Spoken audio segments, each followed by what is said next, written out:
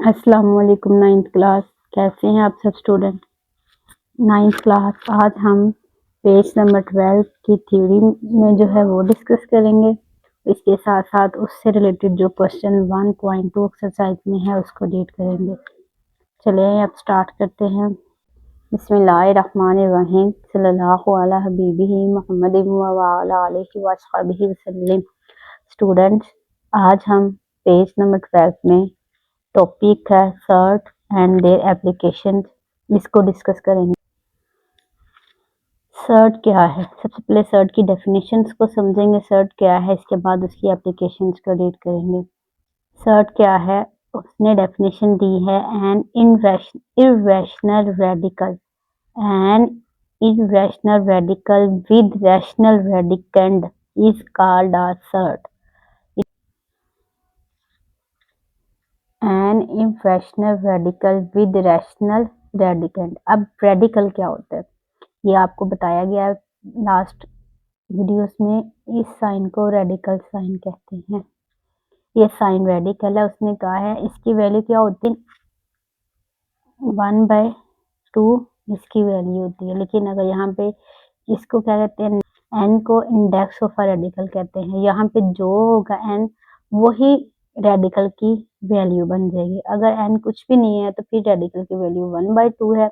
अगर एन कुछ लिख दिया जाएगा तो फिर रेडिकल की वैल्यू वो होगी जो इधर मेंशन होगी, और इस एन को इंडेक्स ऑफ अ रेडिकल कहते हैं। उसने क्या, ये जो रेडिकल है ये इरेशनल वैल्यू हो, इसकी क्या हो, इसकी वैल्यू इरेशनल हो।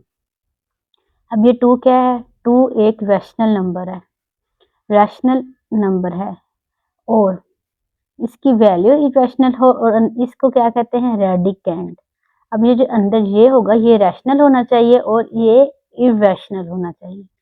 इसको इरेशनल होना है और इसको रैशनल होना है, फिर वो बन जाएगा सर्ट। एवरी सर्ट, हर surd is an irrational number. हर सर्ट इरेशनल नंबर होता है, लेकिन हर इरेशनल नंबर सर्ट नहीं होगा। सबसे पहले सर्ट की कंडीशन क्या है, सर्ट की कंडीशन है सबसे पहले वो इरेशनल हो। लेकिन इरेशनल नंबर की कंडीशन नहीं है कि वो सर्ट हो, इसलिए यहाँ पे इसने यही कहा है कि हर सर्ट का इरेशनल होना जरूरी है, लेकिन हर इरेशनल का सर्ट होना जरूरी नहीं है। और सर्ट क्या होता है, सर्ट ये होता है अगर इस तरह वैल्यू लिखी गई है तो ये रेडिकल जो है वो इरेशनल हो, और जो अंदर ये जो होगा रेडिकेंड, इसको रेडिकेंड कहेंगे ए को, तो ये रैशनल हो, फिर वो सर्ट बनेगा। यहाँ पे अब एग्जाम्पल देख लें। उसने एग्जाम्पल दी है √5। 5 क्या है, 5 एक रैशनल नंबर है, क्योंकि अगर 5 को हम 1 करके इसको डिवाइड करें तो ये डिवाइड डेसिमल के बाद खत्म हो जाएगी। इज अ सर्ट, ये सर्ट क्यों है, because the square root of 5 does not give a whole number. और दूसरी कंडीशन क्या है, जो सर्ट होगा होल नंबर होता है, कंप्लीट एक नंबर दे देना जिसका आंसर सोल्यूशन हो जाए पूरा। 5 को अगर हम सोल्व करें ना तो 5 की फैक्टराइज करें तो 5 का फैक्टराइजेशन होगी नहीं, ये रकम आगे सोल्व नहीं हो सकती, ये हमारा सर्ट बन सकता है। लेकिन अगर हम 9 को सोल्व करें तो 9 को देखो ना, 9 की फैक्टराइज करें तो आ जानी है 3 की 2 और ऐसे हो जाना। जब ये ऐसे हो जाएगा, इसकी पावर 2 है, ये पावर से ये कट जाएगा और पीछे अकेला 3 रह जाएगा। 3 क्या है, 3 है होल नंबर। इसलिए उसने कहा है ये आंसर जब हम इसको सोल्व करें ना इसको, तो ये सोल्व ना हो तो वो होगा सर्ट। अगर ये सोल्व होके होल नंबर दे दे तो वो सर्ट नहीं होगा। वो इरेशनल तो हो सकता है लेकिन सर्ट नहीं हो सकता। अब यहाँ पे उसने यही कह दिया, बट ये √9 को जब हमने सोल्व किया तो हमारा आंसर 3 आ गया। उसने कहा it is not a surd. उसने यहाँ पे यही कहा है √9 is not a surd, √9 surd नहीं है, बिकॉज क्योंकि इट सिंप्लीफाइज, जब हमने इसको सिंप्लीफाई किया सोल्व किया तो इसका आंसर होल नंबर 3 आ गया। And our result is not, क्योंकि और दूसरा हमारा जो रिजल्ट है वो इरेशनल नंबर नहीं बना। जब हम इसको सिंप्लीफाई करें, हल करें तो सोल्व इनकम्प्लीट सोल्व होकर होल नंबर ना दे, बल्कि वो अमाउंट आगे सोल्व ना हो पाए। यहाँ पे उसने कहा है देयरफॉर, इसलिए दी रेडिकल, उसने कहा है इसीलिए दा, क्यों, इसलिए उसने कहा इसका रिजल्ट इरेशनल नहीं है, इसलिए ये सर्ड नहीं है। उसने कहा इसलिए कि रेडिकल ये इज इरेशनल, ये वाला इरेशनल है, ये इरेशनल है क्योंकि हम इसको आगे सोल्व कर नहीं पाएंगे। 11 का को फैक्टराइज करें तो अंडर रूट 3 है, ये इरेशनल है और साथ सर्ड भी है, इसको आगे हम सोल्व नहीं कर पाएंगे। बट लेकिन ये क्या है, ये सर्ड है। बट लेकिन ये वैल्यू सर्ड नहीं है क्योंकि पाई खुद एक, पाई की वैल्यू क्या होती है, पाई की वैल्यू होती है 22/7। जब हम इसको सोल्व करते हैं तो ये एक तो इरेशनल की दो कंडीशंस होती हैं, एक इरेशनल की दो कंडीशंस होती हैं। कौन कौन सी दो कंडीशंस होती है? फर्स्ट इरेशनल नंबर वो होता है जो नॉन टर्मिनेटिंग हो, अगर हम इसको सोल्व करें डेसिमल के बाद ये नॉन टर्मिनेटिंग है। और दूसरा ये इसमें रिकरिंग भी नहीं है, ये नॉन रिकरिंग है, डिजिट रिपीट नहीं होते। तो ये उसने अंदर क्या कहा, कंडीशन बताई इसने, क्या अंदर रैशनल नंबर हो, ये रेडिकल इरेशनल हो। तो ये भी इरेशनल है, ये तो इसकी वैल्यू 1/2 होगी, वो रैशनल हो गई, और ये इरेशनल है, इसलिए ये सर्ड नहीं है, ये सर्ड की कंडीशन को पूरा नहीं कर रहा। इस तरह ई की वैल्यू भी इरेशनल है, इसलिए ये दोनों अंदर रैशनल होना चाहिए। रेडिकेंड, ये ई और पाई रेडिकेंड है, रेडिकेंड रैशनल होने चाहिए, लेकिन ये दोनों इरेशनल है, इसलिए ये सर्ड नहीं है। इरेशनल तो है बट सर्ड नहीं है। फिर एंड पे इसने ये कहा है the different types of surd as follow, कि जो सर्ड के डिफरेंट टाइप्स हैं वो अब हम आए डिस्कस करते हैं आपके साथ। वो पेज नंबर 13 पे आ जाए। पेज नंबर 30 पे उसने फर्स्ट कंडीशन क्या बताई है, फर्स्ट कंडीशन उसने पेज नंबर 13 में उसने फर्स्ट कंडीशन बताई है a surd, surd that contain, surd वो होता है जो मुश्तमिल हो एक सिंगल टर्म में। वो सर्ड जो सिर्फ एक टर्म पे मुश्तमिल हो, हम उसको मोनोमियल कहते हैं। मोनोमियल क्या होती है? मोनोमियल वो होती है जो अलजेब्रिक एक्सप्रेशन में एक टर्म हो। तो इसी तरह अगर सर्ड के भी एक टर्म हो तो उसको मोनोमियल कहेंगे, और वो ये मोनोमियल सर्ड कहेंगे। तो यहाँ पे इसने बता दिया √5 ये एक टर्म है, ये एक रकम है, ये एक रकम है, दोनों एक ही टर्म पर मुश्तमिल है, इसलिए दोनों क्या हैं, सर्ड हैं। और सर्ड की कौन सी टाइप है? ये सर्ड की मोनोमियल टाइप है। दूसरा उसने बता दिया आ सर्ड, एक सर्ड दैट कंटेन मुश्तमिल होता है द सम ऑफ टू, एक सर्ड के अंदर दो दो मोनोमियल सर्ड को प्लस कर दिया जाता है, तो वो हम कहेंगे बायनोमियल सर्ड। देखें ये दो अमाउंट्स है ना, दोनों दो टर्म्स हैं, अलग अलग हैं, तो ये मोनोमियल है। लेकिन अगर मैं इनके दरमियान प्लस का साइन लगा दूंगी, ये दो सर्ड इकट्ठे हो जाएंगे प्लस से, तो इसको हम कहेंगे बायनोमियल। यहाँ पे इसने एग्जांपल दे दी, ये अगर सिंगल टर्म ले लें, ये सिंगल टर्म ले लें ऐसे कोमा लगा के, तो फिर ये भी सर्ड है, ये मोनोमियल सर्ड है। लेकिन जब दो मोनोमियल सर्ड को मैं प्लस के साइन से कंबाइन कर दूं और एक टर्म, एक रकम बना दूं, तो वो बायनोमियल सर्ड हो जाएगा। ये भी ऐसे ही है। और तीसरा उसने कहा अगर ऐसे अमाउंट दी गई है तो ये इसके कॉन्जुगेट सर्ड है। कॉन्जुगेट सर्ड क्या होता है? सिर्फ ये अंदर वाला साइन को चेंज कर दिया जाता है। अगर ये माइनस का है तो हमने प्लस का कर देना है, अगर प्लस का है तो हमने माइनस का कर देना है, सिर्फ साइन चेंज कर देना है, अमाउंट को चेंज नहीं करना। साइन मैं यहाँ पे बताऊँ, अगर मैं ये कहूँ ये सर्ड है, ये मेरी रकम है और ये सर्ड है, इसका कॉन्जुगेट सर्ड क्या होगा? √3 माइनस √5। ये एक पूरी एक अमाउंट है, ये बायनोमियल सर्ड है, इसका कॉन्जुगेट सर्ड क्या होगा? √2 माइनस, इसका कॉन्जुगेट सर्ड क्या होगा? √2 माइनस √7। अगर मैं इधर आपको लिख देती हूँ, पहले का कॉन्जुगेट सर्ड क्या होगा? 3 और √5। दूसरे का, इसका कॉन्जुगेट सर्ड क्या होगा? √2 माइनस √7।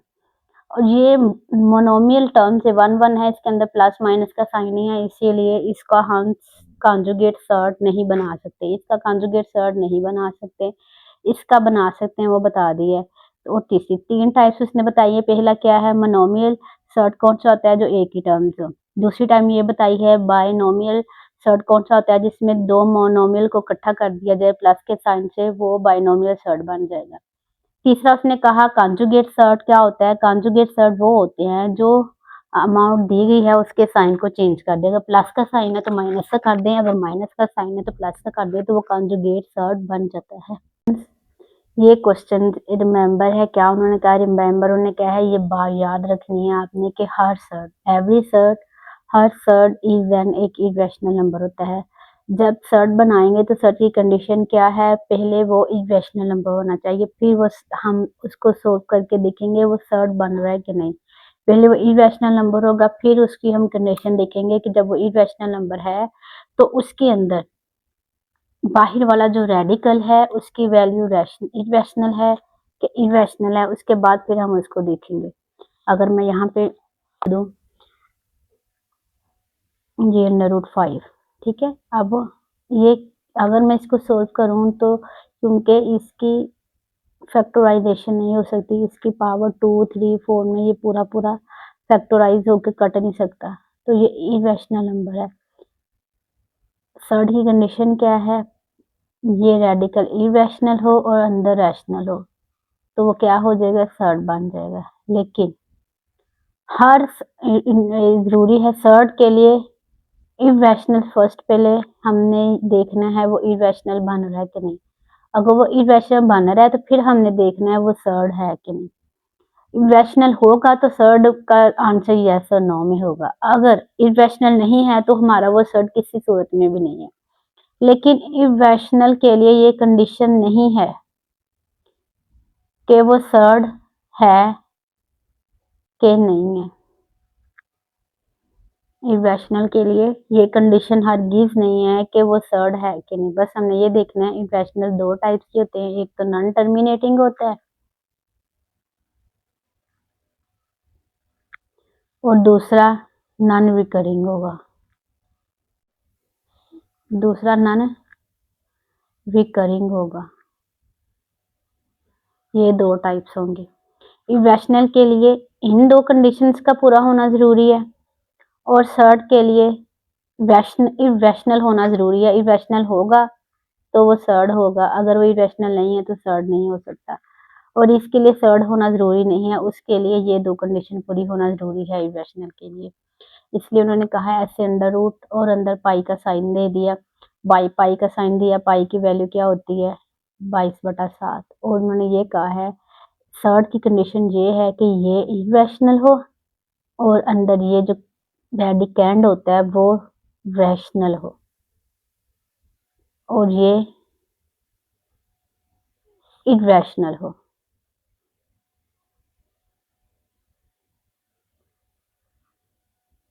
ये इरेशनल हो और अंदर रेडिकेंड रैशनल हो।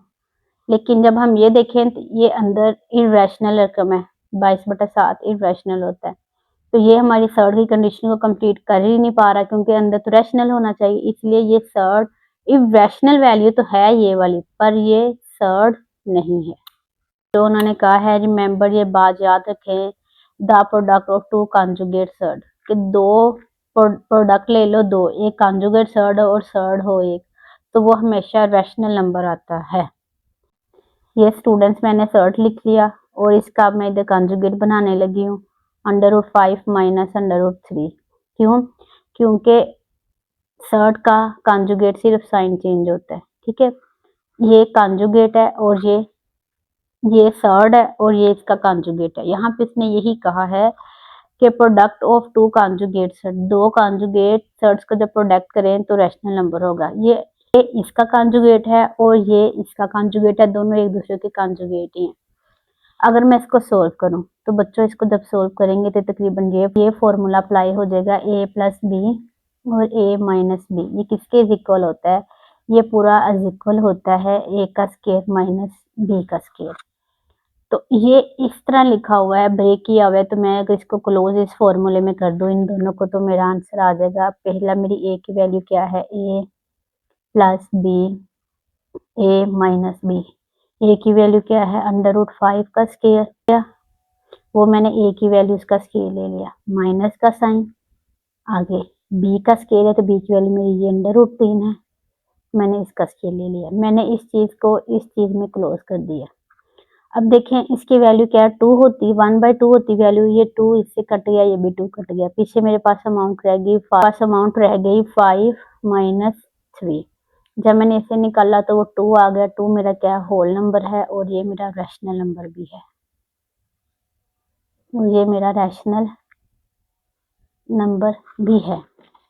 अगर देखा जाए तो इन्होंने यहाँ पे यही बात कही है कि हमेशा उसका आंसर रैशनल नंबर ही आता है 2 कॉन्जुगेट को जब सॉल्व करेंगे। तो आई थिंक मैंने कोशिश की है कि आप लोगों को बात अच्छी तरह समझ आ जाए। स्टूडेंट्स, अब ये टॉपिक है रैशनलाइज ऑफ डिनोमिनेटर। रैशनलाइज करो डिनोमिनेटर को। उसके लिए उसने कहा है to rationalise the denominator. Denominator को रैशनलाइज करने के लिए टू फॉर्म, हम इस फॉर्म को या इफ फॉर्म को, इन दोनों फॉर्म्स को हम मल्टीप्लाई करेंगे किसके साथ, बोथ नोमिनेटर पे भी और डिनोमिनेटर पे भी। अब कोई भी रकम हो फ्रैक्शन में, अगर यहाँ मैं 6/5 लिख दूं तो ये क्या है, नोमिनेटर है, और ये क्या है, ये डिनोमिनेटर है। उन्होंने कहा है कि हमने इनको नोमिनेटर में भी मल्टीप्लाई करना है और डिनोमिनेटर में भी मल्टीप्लाई करना है। कैसे, डिनोमिनेटर का कॉन्जुगेट फैक्टर बना के उसको नोमिनेटर से भी मल्टीप्लाई करना है और डिनोमिनेटर से भी मल्टीप्लाई करना है। क्या, डिनोमिनेटर की जो अमाउंट होगी उसका कॉन्जुगेट बना के उसको नोमिनेटर से भी मल्टीप्लाई करना है और इसको डिनोमिनेटर से भी मल्टीप्लाई करना है। फिर जो आंसर हमारा आ जाएगा तो वो क्या आ जाएगा, रैशनलाइज आ जाएगा।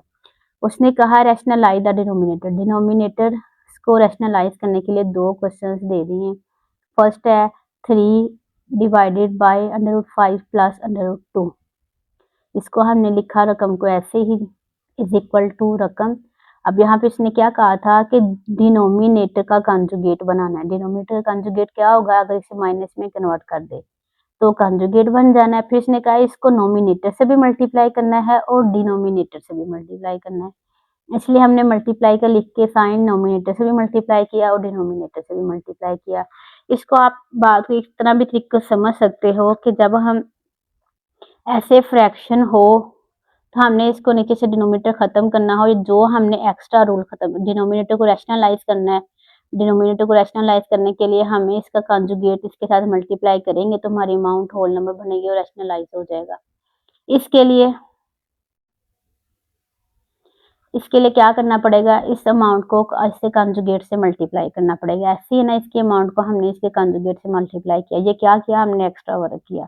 और ये रूल होता है जो हम एक्स्ट्रा वर्क करें वो नोमिनेटर में करें या डिनोमिनेटर में करें, हमें दोनों में करें। एक में तो हम जरूरत के तहत कर रहे हैं, दूसरे में भी रूल के मुताबिक मस्ट करना पड़ता है। यहाँ पे वही एक किस्म का रूल अप्लाई हो रहा है कि इसका जब कंजुगेट, इसका कंजुगेट बना के इसके साथ मल्टीप्लाई करेंगे तो हमारा डिनोमिनेटर रैशनलाइज होगा। तो हमें ये काम करना पड़ा। जब हमने डिनोमिनेटर को इसके कंजुगेट बना के इसके साथ मल्टीप्लाई किया तो रूल के मुताबिक हमें वो ऑटोमेटिक ऊपर भी मल्टीप्लाई करना पड़ेगा। जब हम उसको ऊपर मल्टीप्लाई करेंगे तो ये 3 मल्टीप्लाई लगा लो या ब्रैकेट लगा लो, फिर ये वाली अमाउंट, फिर डिवाइडेड बाय। अब ये यही फॉर्म है, अगर मैं इन दोनों को देखूं तो ये मेरे इस फॉर्म में आए हुए हैं, a plus B, a minus B.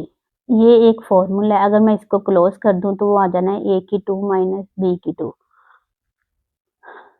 तो वहां पे ऐसे ही है बच्चों। फिर उन्होंने क्या किया, ये a लगा लो plus b, a minus b। जब मैंने इसे क्लोज करना है, मेरी a की वैल्यू क्या है, 5, √5 का स्केयर, फॉर्मूला के मुताबिक माइनस का साइन, b की वैल्यू ये है तो √b का स्केयर। ये स्केयर से कट गया और ये अमाउंट ऐसी ही रहेगी, 5 माइनस 2 रह गया। 5 में से 2 निकाले 3 बच गए, ऊपर वाली अमाउंट ऐसी की ऐसी आ गई इधर। और अब ये देखें, ये दोनों आपस में क्या हो रहे हैं, मल्टीप्लाई हो रहे हैं और ऐसे ये डिवाइड भी हो रहे थे। ऐसे में इसको काट सकती, अगर ये जमा या माइनस हो रहे होते तो फिर मैं नहीं काट सकती थी, इसको मल्टीप्लाई होना जरूरी था। तो ये मल्टीप्लाई हो रही थी, मैंने 3 से 3 काट दिया, मेरे पास ये अमाउंट आ गई। मेरा डिनोमिनेटर क्या हो गया, रैशनलाइज हो गया, मतलब कि बाय 1 आ गया। बाय 1 हो जाए तो रैशनलाइज ही अमाउंट हो जाती है। इसी तरह ही बच्चों उन्होंने एग्जाम्पल नंबर 2 को सोल्व किया। एग्जाम्पल नंबर 2 दी है 3 डिवाइडेड बाय √5 माइनस √3, और यहाँ पे लिखी इसने अमाउंट लिखी, फिर ये माइनस में था तो रूल के मुताबिक इसका कंजुगेट प्लस हो जाना है, प्लस बना के इसको ऊपर भी मल्टीप्लाई किया, नीचे भी किया। ऊपर वाली तो अमाउंट वैसे की वैसे आ जानी है मल्टीप्लाई की शेप में।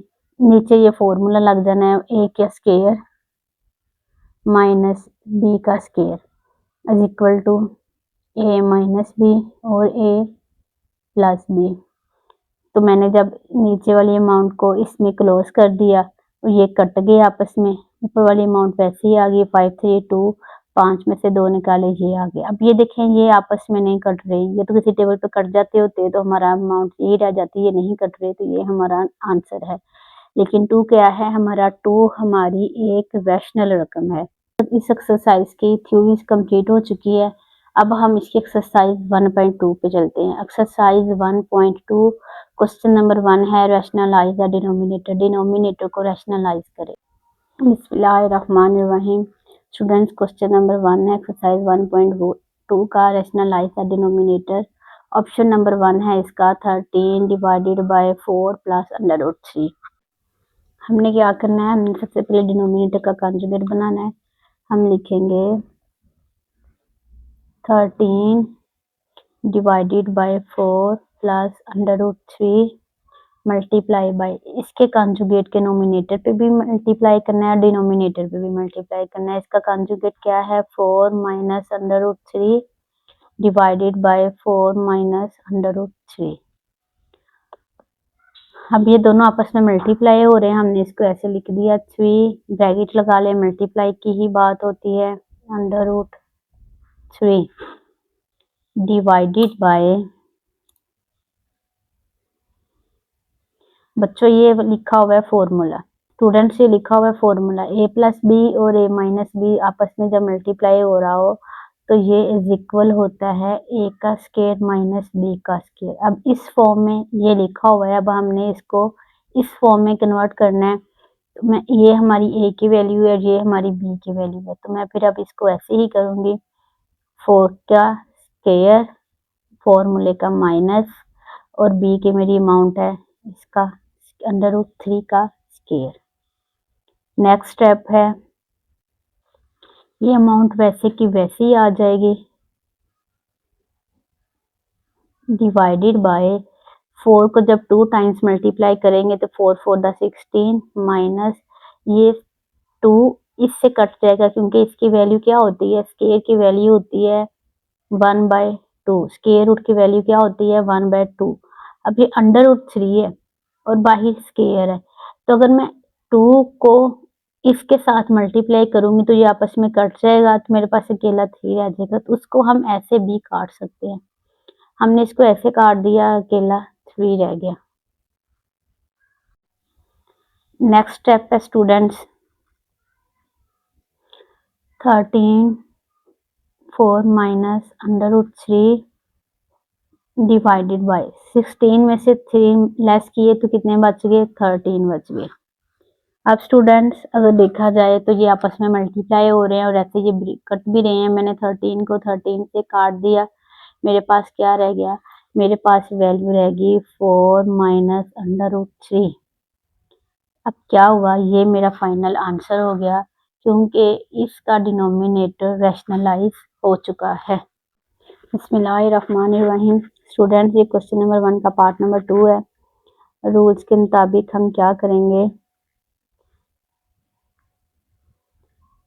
हम डिनोमिनेटर का कंजुगेट करेंगे, लेकिन कंजुगेट होने के लिए इसकी बायनोमियल होना जरूरी था। ये बायनोमियल सर्ड नहीं है, ये मोनोमियल सर्ड है, जिसकी वजह से इसको आगे इसमें हम साइन को चेंज नहीं कर सकते, हम ऐसे ही दोनों साइंस के साथ इसको मल्टीप्लाई कर देंगे। तो हम क्या करेंगे, हम करेंगे 2 √2 plus √5 divided by √3 multiply by √3, ऊपर भी मल्टीप्लाई हो जाएगा और √3 नीचे भी मल्टीप्लाई हो जाएगा।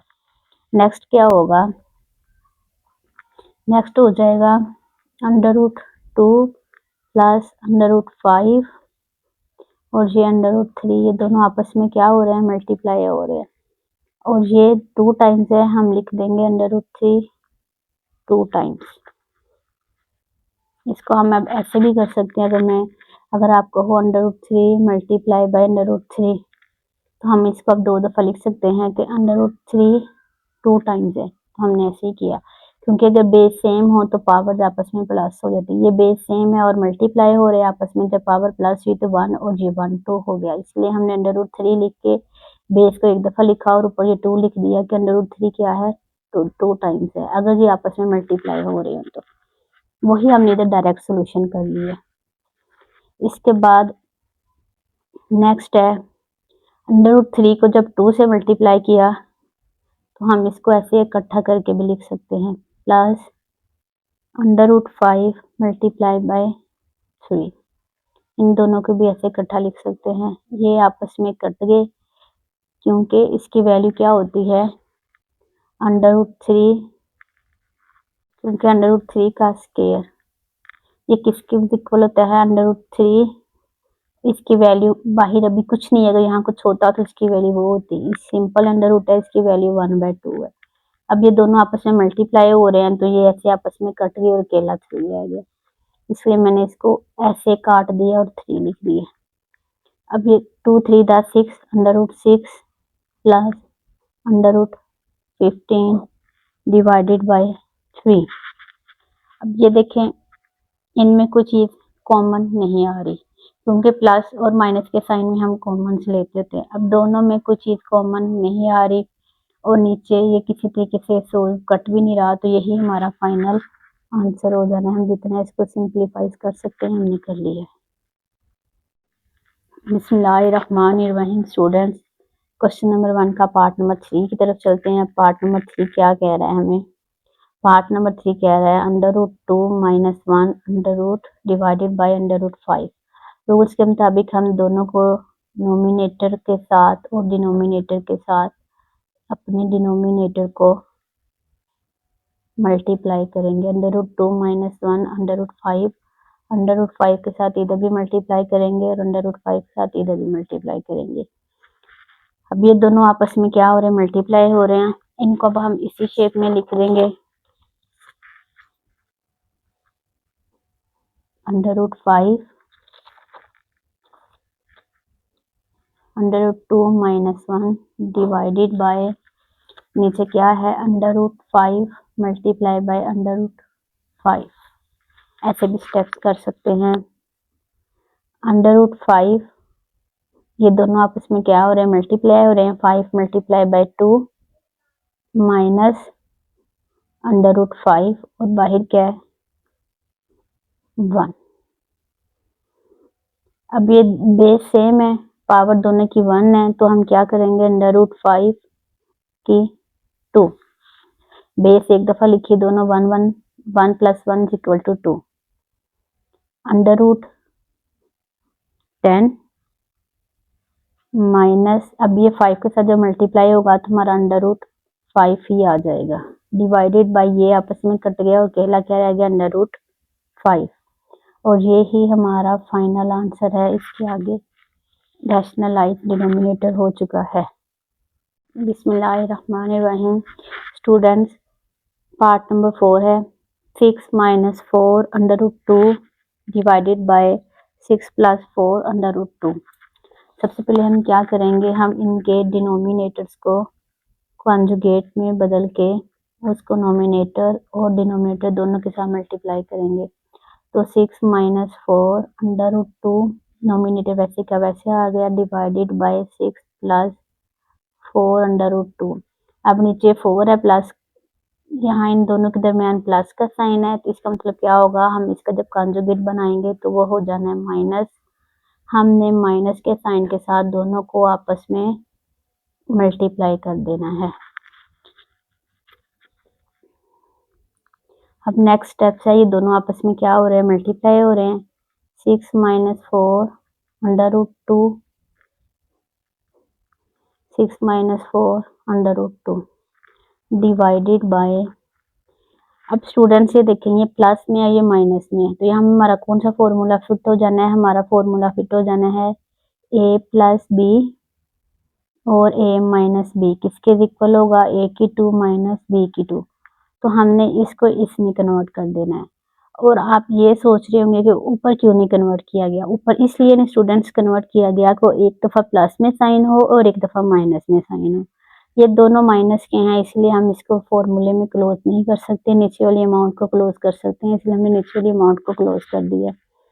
6 का स्क्वायर माइनस 4 √2 का स्क्वायर, ये दोनों सेम है, तो अगर मैं इनको बेस काउंट करूं आपस में क्या हो रहे हैं मल्टीप्लाई हो रहे हैं, तो ये 1 1 है तो बेस सेम है और 1 1 2 हो जाने हैं, तो मैं इसको ऐसे ही इधर लिख दूंगी, मैं लिख दूंगी 6 - 4 √2 का स्क्वायर। ये 2 टाइम्स आया डिवाइडेड बाय, यहाँ पे मैं अगर 6 को 2 टाइम्स मल्टीप्लाई करूँगी 6 दा 36 आ जाना है, तो मैं लिख दूंगी 36 माइनस 4 अंडर रूट 2 का स्केयर। अब स्टूडेंट्स अगर ये देखा जाए तो ये है 6 माइनस 4 अंडर रूट 2 का स्केयर, तो यहाँ पे कौन सा फॉर्मूला फिट कर रहा है 1 माइनस बी का स्केयर। अगर मैं यहाँ पे 1 माइनस बी का होल स्केयर लगाऊं तो ये फॉर्मूला फिट कर रहा है, तो ये किसके इक्वल होगा 1 ए की 2 प्लस बी की 2 माइनस 2 ए बी, ऐसे ही होगा। अगर a माइनस बी, यहाँ पे कौन सा स्टूडेंट फॉर्मूला फिट कर रहा है a माइनस बी का whole square, a minus B का होल स्केयर किसके इक्वल होता है a की 2 प्लस b की 2 माइनस 2ab। तो मैं फिर ये क्लोज किया हुआ है, मैं इसको ब्रेक कर लेती हूँ। मेरी a की वैल्यू क्या है 6, मैं लिख दूंगी 6 का स्केयर प्लस b की वैल्यू क्या है 4 अंडर रूट 2 का स्केयर माइनस 2, 6 की वैल्यू 6 ए की वैल्यू है, बी की वैल्यू है 4 under root 2 divided by 36 minus. अब स्टूडेंट्स ये स्केयर जो है ये इसके साथ भी है और इसके साथ भी है। जब मैं 4 को 2 टाइम्स के दूंगी तो मेरा आ जाना है 4 4 दा 16, और इसको अगर मैं सोल्व करूं तो 2 की पावर 2 ये वाला और इसकी वैल्यू 1 मल्टीप्लाई बाय 2, तो ये आपस में क्या हो जाना है कट जाना है। मेरे पास क्या रह जाना है ये दोनों रह जाने, दोनों आपस में क्या हो रहे हैं मल्टीप्लाई हो रहे हैं आपस में, ये दोनों आपस में मल्टीप्लाई हो रहे हैं। 36 माइनस, स्टूडेंट्स ये दोनों आपस में मल्टीप्लाई हो रहे हैं 16 2 दा 32, और ऊपर 36 को जब मैं 2 टाइम्स मल्टीप्लाई करूंगी 36 प्लस, यहाँ पे भी अगर मैं ये देखूं तो 4 4 दा 16, सेम ये वाली बात हो जाएगी 4 4 दा 16 और 2 2 से कट जाएगा तो यहाँ पे 32 आ जाएगा,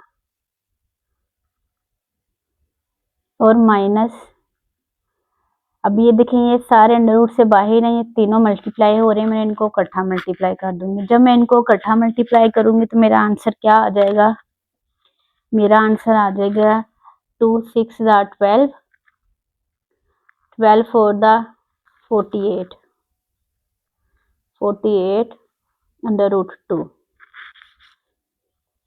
नेक्स्ट स्टेप है मेरा, अब ये दोनों आपस में क्या हो रहे हैं जमा माइनस हो रहे हैं, कांस्टेंट टर्म है 32 और 36 और 32, अगर मैं इन दोनों को प्लस कर लूं तो मेरा आंसर क्या आ जाएगा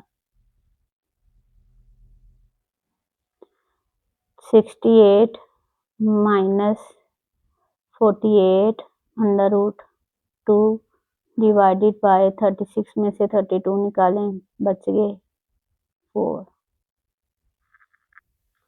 ये स्टूडेंट्स जमा माइनस हो रहे हैं, तो यहाँ पे मेरी कोई चीज़ कॉमन निकल रही है वो मैं देख लेती हूँ, फिर मैं इनमें से कॉमन निकाल लेती हूँ इसको। स्टूडेंट्स अब इन दो जमा माइनस में मेरा 4 कॉमन आ रहा है, मैंने 4 बाहर निकाल लिया। 68 को जब मैं 4 पे डिवाइड करूंगी तो मेरा आंसर आ जाएगा 17। 68 को जब 4 पे डिवाइड करूंगी मेरा आंसर आ जाएगा 4 1 दा 4 4 7 दा 28, मेरा आंसर आ गया 17। अब देखिए 17 4 दा 68, 17 4 दा 68 माइनस का साइन, 48 को जब 4 पे डिवाइड किया तो आ जाना है 4 1 दा 4 12, और ये अंडर रूट 2 वैसे का वैसे आ जाना है। अगर मैं इनको ऐसे अगर मैं इसे ओपन करूं तो मेरा यही आंसर आएगा 4 17 दा 68 जमा माइनस माइनस 12 4 दा 48 और अंडर रूट 2 डिवाइडेड बाय 4। अब ये देखें ये 4 और ये 4 आपस में कट रहा है, हम क्यों काट सकते हैं इसलिए क्योंकि ये आपस में मल्टीप्लाई हो रहे हैं। हम इसको 4 को ऐसे नहीं काट सकते थे, हम 4 को ऐसे नहीं काट सकते, 4 इस टेबल पे भी कट रहा था इस पे भी, क्यों क्योंकि ये जमा माइनस हो रहे हैं मल्टीप्लाई नहीं हो रहे। तो ये रूल्स को फॉलो साथ साथ करें तो क्वेश्चन खुद ही इजी से आसानी से सोल्व हो जाते हैं। फिर मेरे पास अमाउंट आ गई 17 माइनस 12 अंडर रूट 2। इसके बाद आगे कोई सोल्यूशन नहीं है, तो यही है हमारा फाइनल आंसर। बिस्मिल्लाहिर्रहमानिर्रहीम स्टूडेंट, अब हम पार्ट नंबर 5 की तरफ चलते हैं। पार्ट नंबर 5 है √3 माइनस √2 डिवाइडेड बाय √3 प्लस √2। अब हम क्या करेंगे, हम इसका कंजुगेट लेंगे, डिनोमिनेटर का कंजुगेट माइनस होगा, तो हम इसको ऐसे लिख देंगे √3 माइनस √2 डिवाइडेड बाय √3 प्लस √2। अब हम इसको इसके कंजुगेट से दोनों को मल्टीप्लाई कर देंगे, नोमिनेटर में भी और डिनोमिनेटर में भी। आगे क्या होगा, आगे इसका नेक्स्ट स्टेप होगा, ये दोनों आपस में मल्टीप्लाई हो रहे हैं, √3 माइनस √2 √3 माइनस √2 डिवाइडेड बाय, इनको हम फॉर्मूले में क्लोज कर देंगे, √3 का स्क्वायर माइनस √2 का स्क्वायर, ये आपस में कट गए। अब इसको हम क्लोज करते हैं, √3 माइनस √2 का स्क्वायर, क्योंकि ये आपस में मल्टीप्लाई हो रहे हैं, इनको मैं अगर एक दफ़ा लिखूं तो इनकी पावर 1 है तो वो 2 हो जाएगी, डिवाइडेड बाय 3 माइनस 2। अब नेक्स्ट स्टेप है स्टूडेंट्स, अगर मैं इसको ओपन करूं तो ये a माइनस बी का स्क्वायर, a माइनस बी का स्क्वायर तो किसके इक्वल होता है, ये इक्वल होगा a माइनस बी का होल स्क्वायर इक्वल होता है a की स्क्वायर प्लस b का स्क्वायर माइनस 2ab। अगर मैं इसको a एज्यूम करूँ, इसको b एज्यूम करूँ, तो मैं इसको ओपन कर लेती हूँ, तो मेरी वैल्यू आ जाएगी √3 का स्क्वायर प्लस √2 का स्क्वायर माइनस 2 फॉर्मूले का √3 और √2 डिवाइडेड बाय 3 में से 2 लेस किए तो 1 बच गया। देखा जाए तो ये आपस में सब कट जाएंगे, तो ये रह जाएगा 3 प्लस 2 माइनस 2 4, ये दोनों आपस में मल्टीप्लाई हो रहे हैं, तो मैं इकट्ठा लिख दूंगी 3 मल्टीप्लाई बाय 2 डिवाइडेड बाय 1।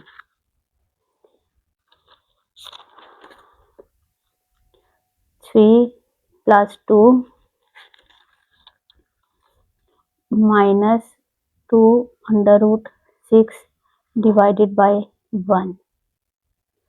अब देखें 3 और 2, अब ये इनके साथ सोल्व नहीं हो सकता क्योंकि ये पूरी एक टर्म है, और ये दोनों आपस में हो सकते हैं 3 to 5 माइनस 2 √6 और बाय 1 की वैल्यू नहीं होती, अगर ये ना भी लिखें तो ठीक है। तो मेरे ख्याल में यही हमारा फाइनल आंसर है, इसका आगे सॉल्यूशन नहीं। बिस्मिल्लाहिर्रहमानिर्रहीम स्टूडेंट्स, अब ये पार्ट नंबर 6 है, रूल्स के मुताबिक हम इसका कंजुगेट लेके नोमिनेटर और डिनोमिनेटर से मल्टीप्लाई करेंगे। तो इसका कंजुगेट लिया हमने 4√3 divided by √7 plus √5 multiply by √7, और इसका कंजुगेट क्या होगा, माइनस का साइन आ जाएगा प्लस की जगह। नेक्स्ट स्टेप है इसका,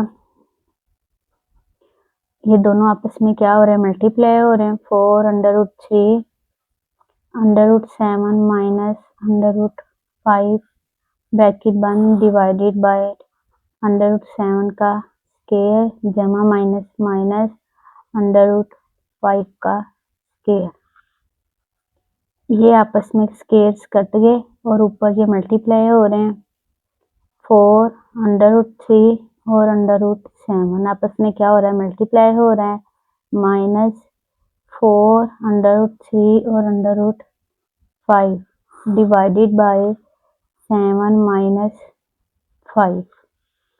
नेक्स्ट स्टेप है इसका, अगर स्टूडेंट्स देखा जाए 4√3 इसमें भी है और 4√3 इसमें भी है, तो हम दोनों में इसको कॉमन ले लेंगे, तो 4√3 अंदर आ गया, √7 माइनस √5 डिवाइडेड बाय 7 में से 5 निकाले 2 बचे, अब ये सारा आपस में मल्टीप्लाई हो रहा है, तो ये 2 इस 2 से कट जाएगा, यहाँ रह जाएगा under root 2 to the 4, 2 under root 3 bracket में अंडर रूट 7 और माइनस अंडर रूट 5।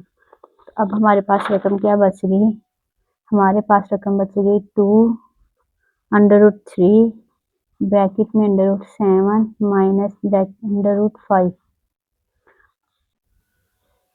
और स्टूडेंट्स इसके बाद नेक्स्ट सोल्यूशन नहीं है और यही हमारा फाइनल आंसर है। यहाँ पे स्टूडेंट्स क्वेश्चन नंबर 1 पूरा कंप्लीट हो जाता है। अब इंशाल्लाह नेक्स्ट वीडियो में नेक्स्ट क्वेश्चन के साथ मिलते हैं, तब तक के लिए अल्लाह हाफिज़।